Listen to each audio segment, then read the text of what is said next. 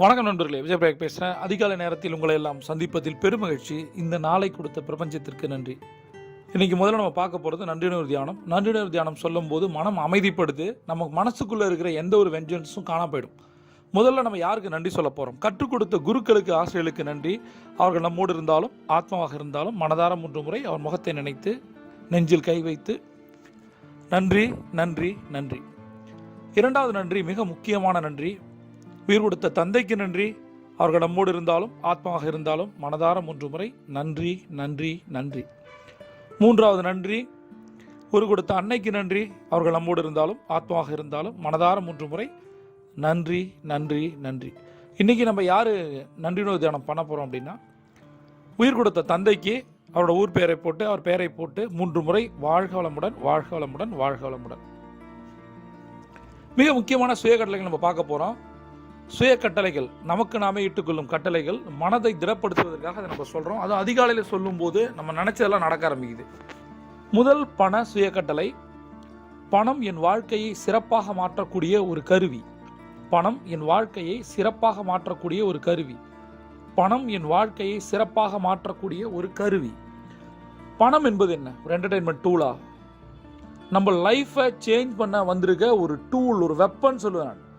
இந்த போர்க்களத்தெல்லாம் பார்த்துருப்பீங்க, சரியா? பிரம்மாஸ்திரம் மாதிரி. என்ன அந்த பிரம்மாஸ்திரத்தை நமக்கு சரியாக ஹேண்டில் பண்ண தெரியல. அதுக்கு தான் சொல்கிறேன், மணி மேனேஜ்மெண்ட் கற்றுக்குங்க.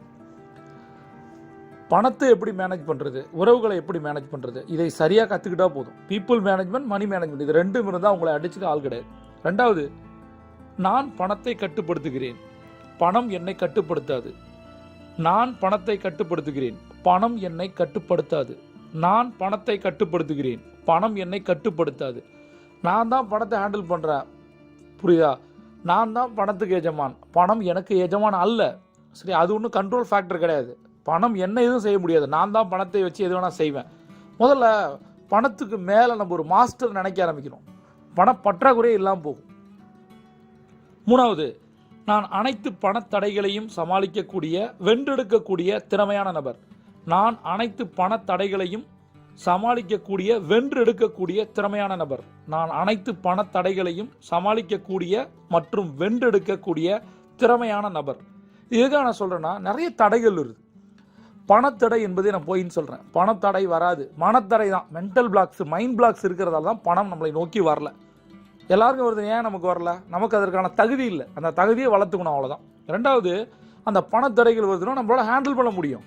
நான் என்ன கேட்குறேன், இப்போ என்னோடய வாய்ஸை கேட்டுட்ருக்க எத்தனையோ தமிழர்களில் எத்தனை பேருக்கு 100 கோடி கடன் இருக்குது? கடவுளுக்கு தெரியும், பிரபஞ்சத்துக்கு தெரியும் எவ்வளோ பணம், எவ்வளோ அடித்தா நீங்கள் தாங்குவீங்கன்னு தெரியும், சரியா? அதனால் பணத்தடைகளோ அல்லது பிரச்சனைகளோ பற்றாக்குறையோ வந்தால் சந்தோஷப்படுங்க. ஓ, இவ்வளோ தான் நம்ம கமிட்மெண்ட்டா? இஎம்ஐ கமிட்மெண்ட்டாக இருந்தாலும் சரி, கடன் கமிட்மெண்ட்டாக இருந்தாலும் சரி, எந்த கமிட்மெண்ட் வந்தாலும் சரி, ஓ இதுதான் பார்த்துக்கலாம் கூட. இப்போ நான் கேட்குறேன் உங்கள்கிட்ட, நீங்கள் பெரிய ஆளா? 10 லட்சம் பெரிய ஆளா? இப்போ நீங்கள் என்ன சொல்லுவீங்க? நான் தான் பெரிய ஆள். சரி, நீங்கள் பெரிய ஆளா? 1 கோடி பெரிய ஆளா? நான் தான் பெரிய ஆள். அப்புறம் ஏன் 1 கோடி 10 லட்சம் கடனுக்கெல்லாம் பயப்படுறீங்க? ஏன் உங்களை பயமுடுத்துது? உங்களால் தான் கடன் வந்துச்சு. அந்த கடனை உங்களால் அடைக்க முடியுமா? முடியாது. முடியும். அதுக்கான ஸ்ட்ராட்டஜி இருக்குது. அதை சரியாக பயன்படுத்துகிறோமா அப்படின்றது தான் கேள்வி. அதுக்கு தான் சொல்கிறேன், பணத்தடைகளை சமாளிக்க முடியும். ஏன் நான் சொல்கிறேன் சமாளிக்க முடியும்னா, தடைகள்ன்ற வார்த்தையை நான் எதுக்கு யூஸ் பண்ணுறேன்? அது நெகட்டிவாக யூஸ் பண்ணல. பணத்தடைகள் நிறைய பேருக்கு இருக்குது, உண்மை, ரைட்.